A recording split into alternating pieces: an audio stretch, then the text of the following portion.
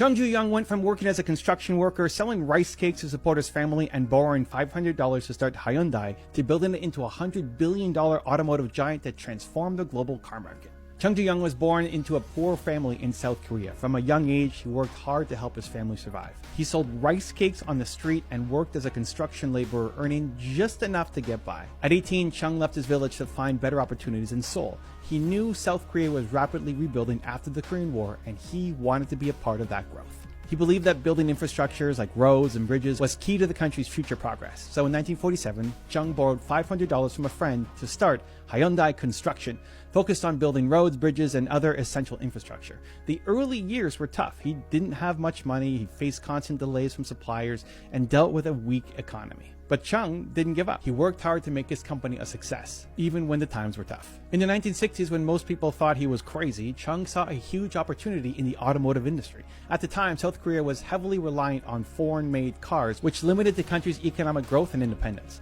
Chung believed that by creating a local car industry, he could reduce the nation's dependence on imports, create new jobs, and drive technological advancements. Despite not knowing anything about cars, and hearing doubts from many people, Chung decided to take a risk and started Hyundai Motors in 1967. People said, "You don't know anything about cars. How can you compete with huge companies like Ford and Toyota?" But Chung ignored the criticism and believed in his idea.